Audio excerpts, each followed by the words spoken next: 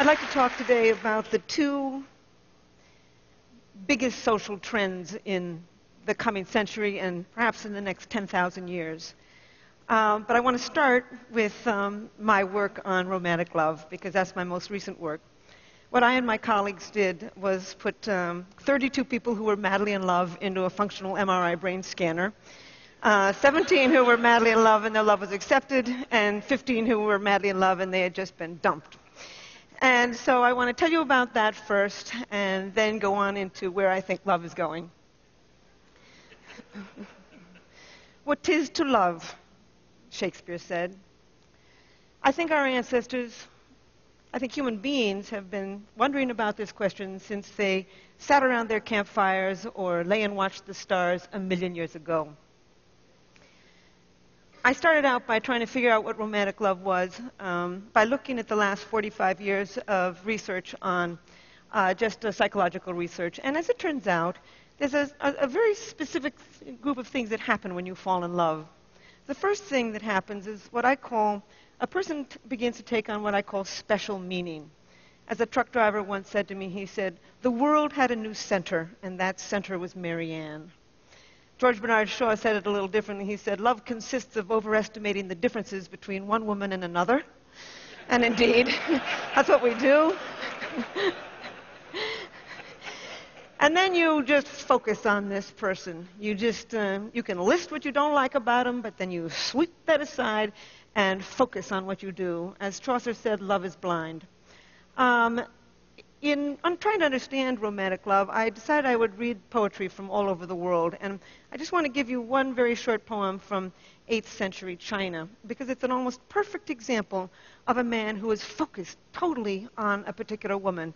It's a little bit like when you are madly in love with somebody and you walk into a parking lot, their car is different from every other car in the parking lot. Their wine glass at dinner is different from every other wine glass at the dinner party. And in this case, a man got hooked on a bamboo sleeping mat. And it goes like this. It's by a guy called Wan Chen. "I cannot bear to put away the bamboo sleeping mat. The night I brought you home, I watched you roll it out." He became hooked on a sleeping mat, probably because elevated activity of dopamine in his brain, just like with you and me. But anyway, not only does this person take on special meaning, you focus your attention on them, you aggrandize them, but you have intense energy. As one Polynesian said, he said, "I felt like jumping in the sky."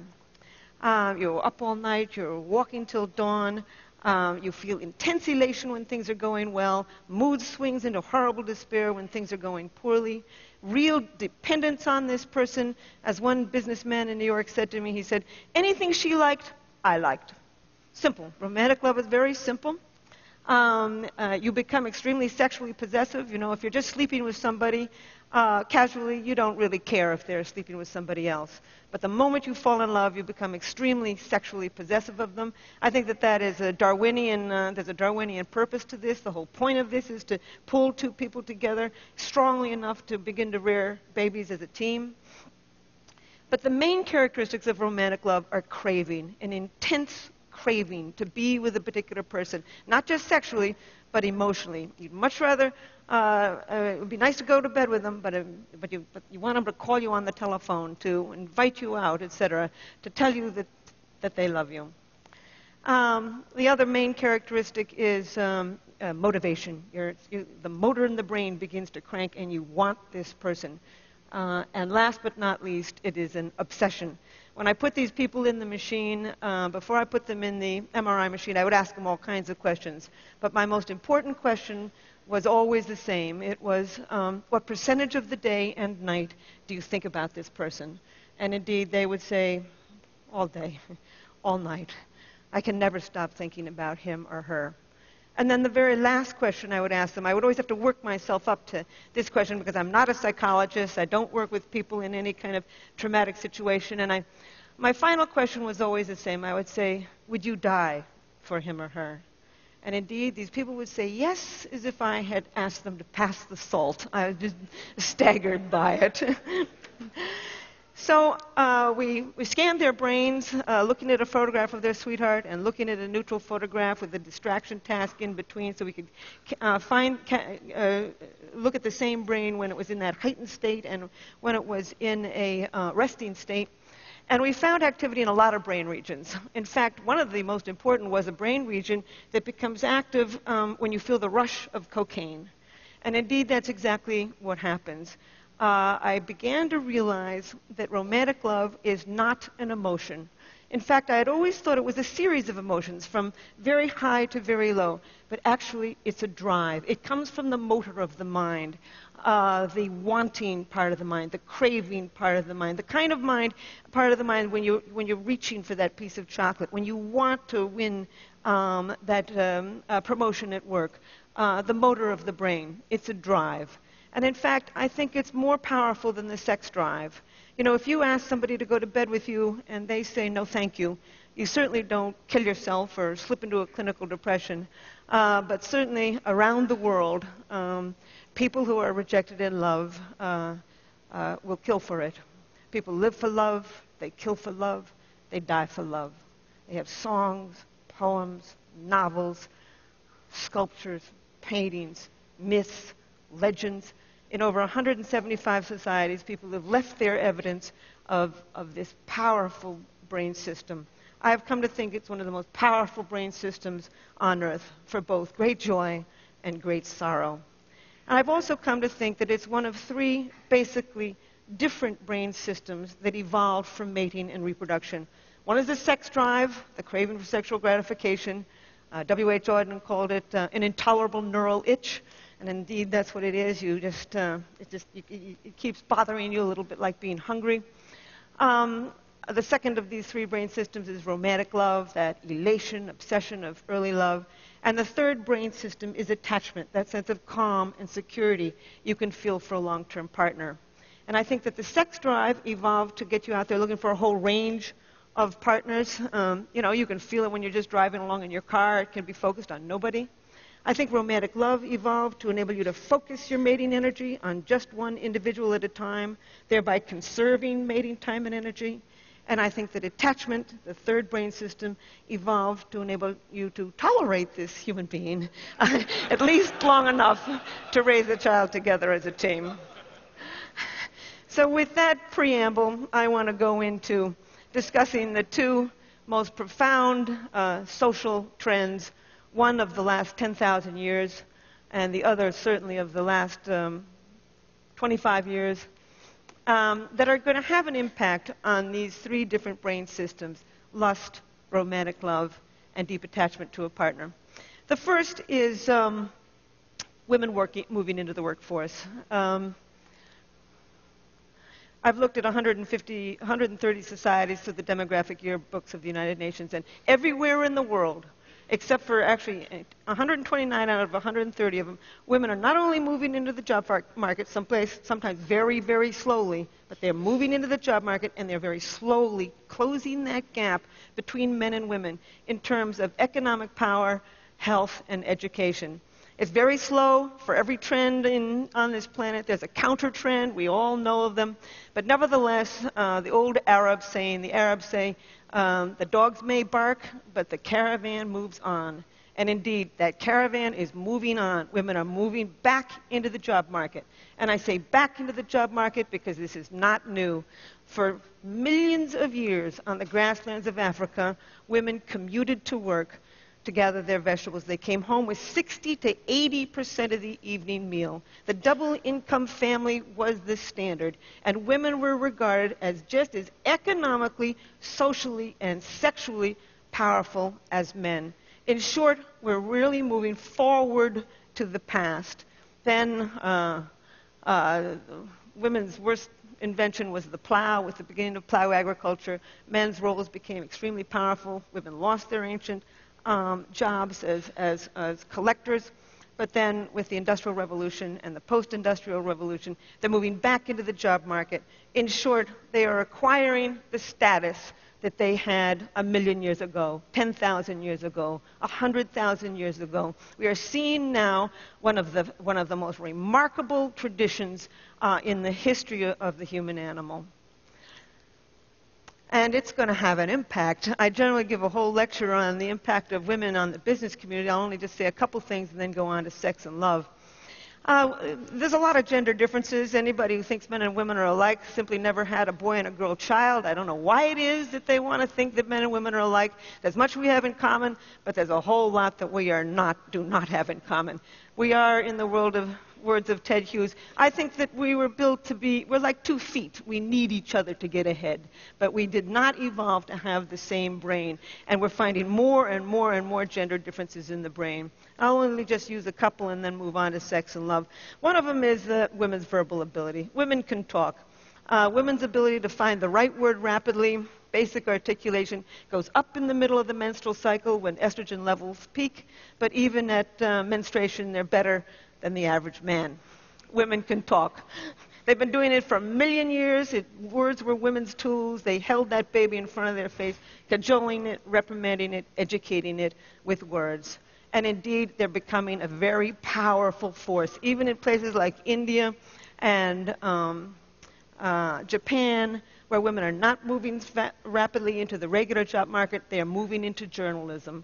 And I think that the television is like the global campfire. We sit around it, and it shapes our minds. Almost always when I'm on TV, the producers who call me, who negotiate what we're going to say, is a woman. In fact, Solzhenitsyn once said, to have a great writer is to have another government. Today, 54% of people who are writers in America are women. It's one of many, many characteristics that women have that they will bring into the job market. They've got incredible people skills, negotiating skills. They're highly imaginative. We now know the brain circuitry of imagination, of long-term planning. They tend to be web thinkers because the female parts of the brain are better connected. They tend to collect more pieces of data when they think, put them into more complex patterns, see more options and outcomes. They tend to be contextual, holistic thinkers, what I call web thinkers. Men tend to, and these are averages, tend to get rid of what they regard as extraneous, focus on what they do, and move in a more step-by-step thinking pattern. They're both perfectly good ways of thinking. We need both of them to get ahead. In fact, there's many more male geniuses in the world, and there's also many more male idiots in the world. When the male brain works well, it works extremely well. What I really think that we're doing is we're moving towards a collaborative society, a society in which the talents of both men are becoming understood and valued and employed. But in fact, women moving to the job market is having a huge impact on sex and romance and family life. Foremost, women are starting to express their sexuality. I'm always astonished when people come to me and say, why is it that men are so adulterous? And I say, well, why do you think more men are adulterous than women? Oh, well, men are more adulterous. And I say, well, who do you think these men are sleeping with? Basic math. Anyway, in the Western world, women start sooner at sex, have more partners, express less remorse for the partners that they do, marry later, have fewer children, leave bad marriages in order to get good ones.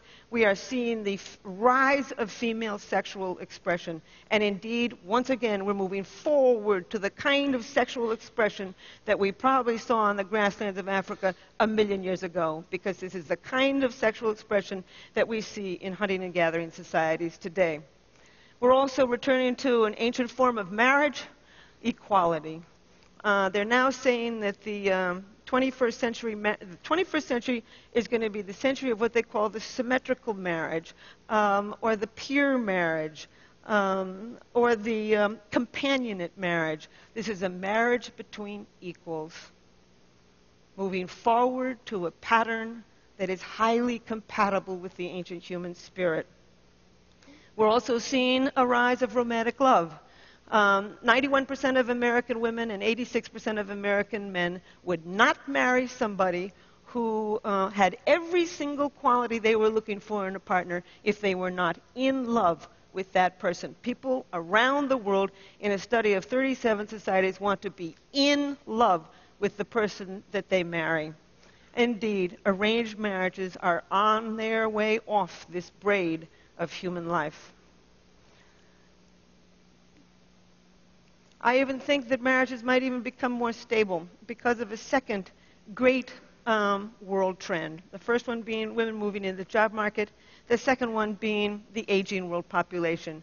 They're now saying that in America, that middle age should be regarded as up to age 85. Because in that highest age category of 76 to 85, only as much as 40% of people have nothing really wrong with them. So we're seeing this a real extension of middle age.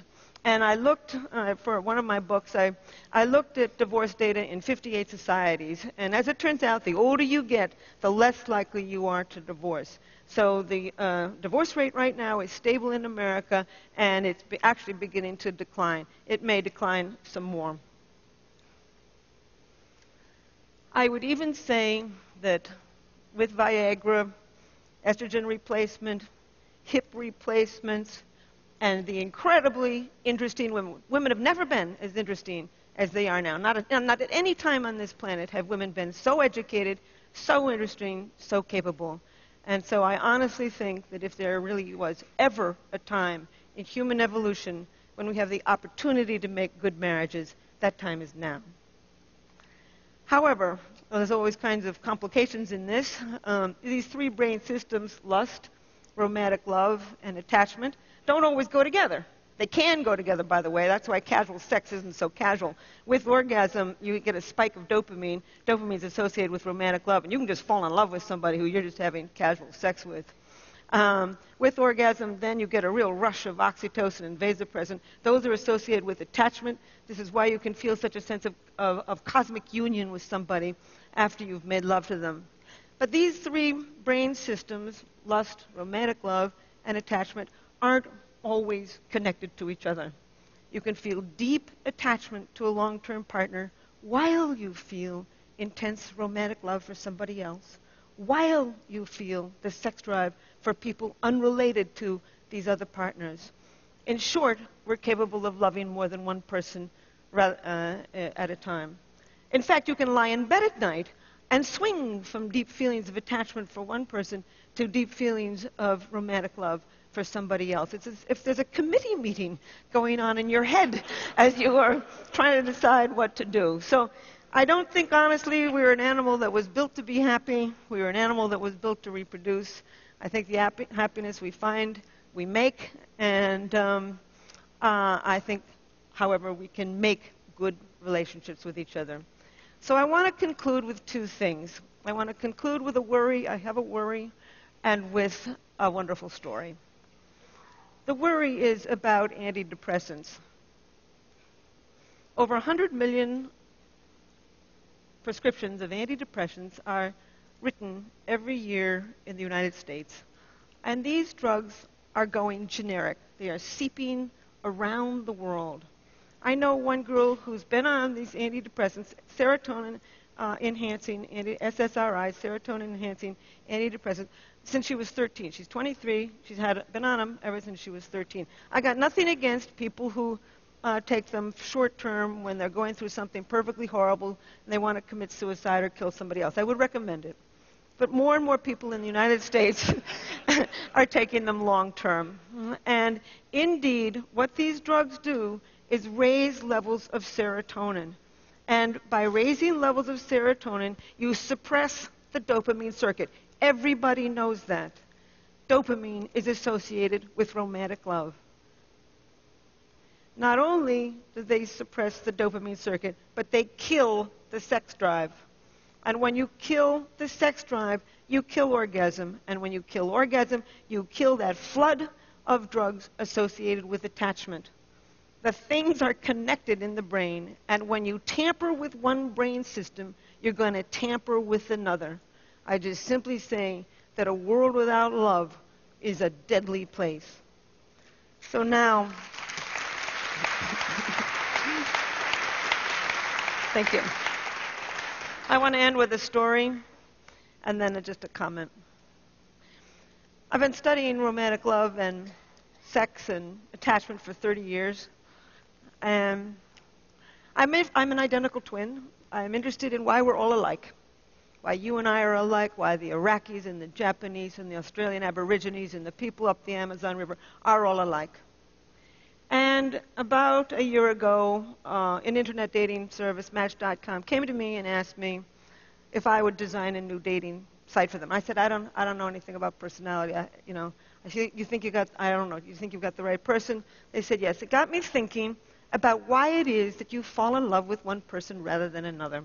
That's my current project. It will be my next book. There's all kinds of reasons that you fall in love with one person rather than another. Timing is important. Proximity is important.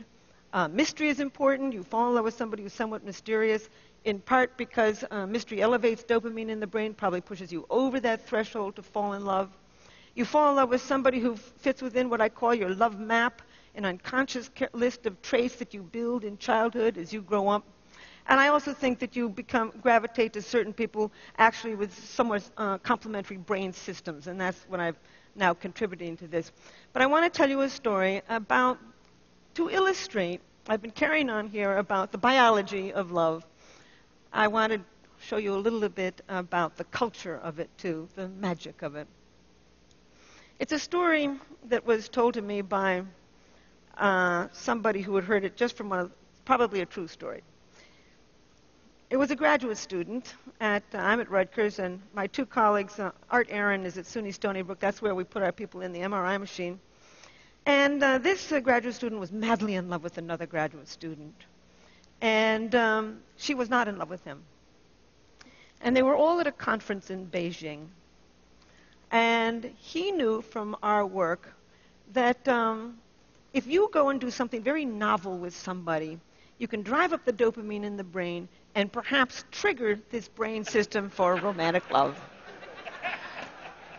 So he decided he'd put science to work, and he invited this girl to go off on a rickshaw ride with him. And sure enough, I've never been in one, but apparently they go all around the buses and the trucks, and it's crazy, and it's noisy, and it's exciting, and he figured this would drive up the dopamine, and she'd fall in love with him.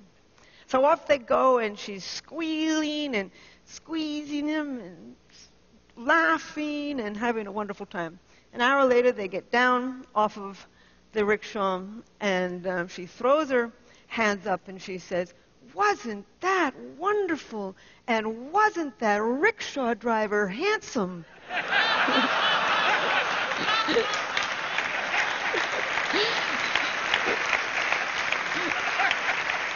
There's magic to love. But I will end by saying that millions of years ago, we evolved three basic drives: the sex drive, romantic love, and attachment to a long-term partner. These circuits are deeply embedded in the human brain.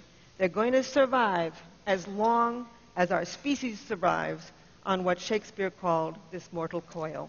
Thank you. Helen Fisher. Right,